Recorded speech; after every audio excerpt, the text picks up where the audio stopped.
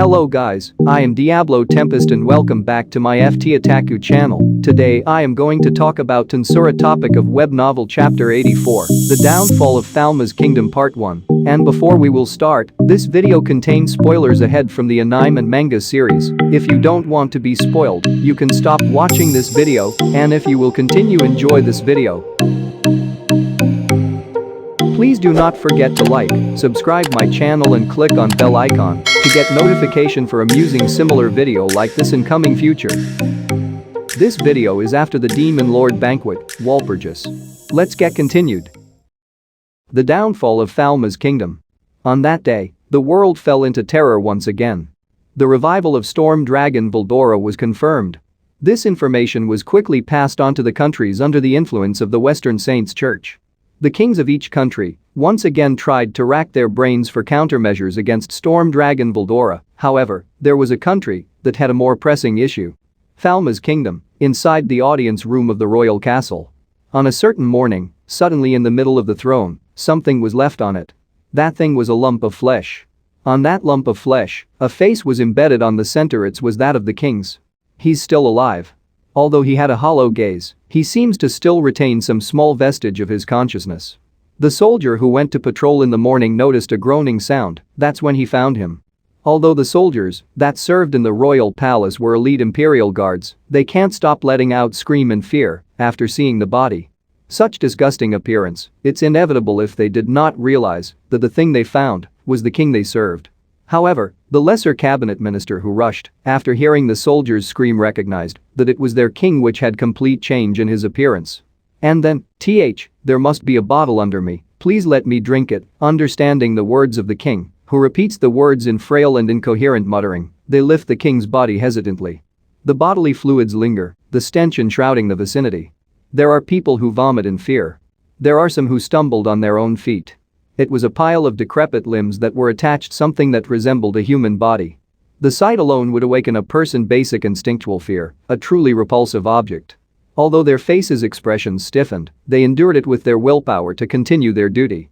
Gathering the remaining magicians in the royal palace, they had finished confirming that the lump of flesh was certainly the king himself. Even with such an appearance, they still need to pay their respect towards the king. Having lifted the king's body according to his words, there was a bottle just like what he said. But, will he be okay if he drink this? From that uncertainty, the magicians decided to appraise it. The result: complete recovery medicine, full potion. It was a legendary class restorative medicine, just a little below resurrection medicine, elixir. It has been said that by drinking this, it will completely restore the lost body parts. The manufacturing method was lost, even the dwarf race cannot reproduce it, so it was called as a miracle drug. A thought crossed in the magician's mind to use the medicine for their research, but they wouldn't dare let such words escape their mouths in the presence of the king. Of course, they knew that the only way to cure the king's current condition was by using the medicine.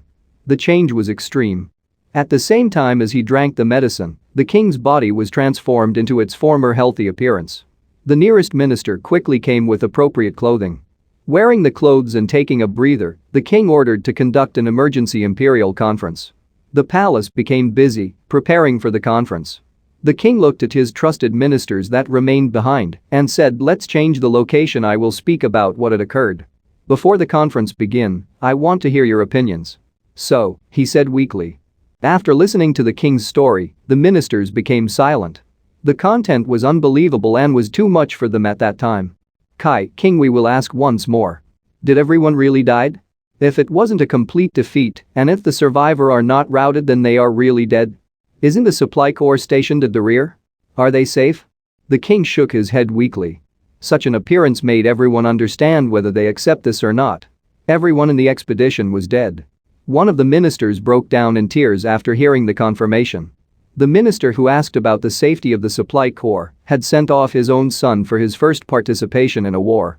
He made some arrangements beforehand to make sure his son would not be stationed at the front where it was dangerous but at the rear. But all of it was useless. In the first place, everyone thought that they would be victorious in this war, so he was sent to participate in his first campaign. The feeling of imminent victory he held at that time? The king could no longer remember it. However, on such tragedy only one had survived from the enormous number of participants. The total casualties enumerated to around 15,000 people. This was an enormous loss, the likes no one had ever seen before. King, was it true? Was the opponent only one monster?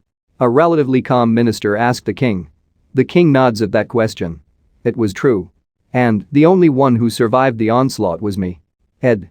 Formal speech. Why, again, he narrated the facts that were hard to accept. Of the torture he had, of the monster's situation.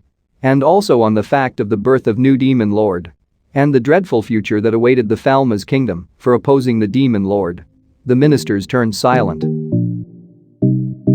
For now, this is where the video ends. By the way guys, you can comment down below for the improvement of my video. That's all for today, see you in my next part of this video.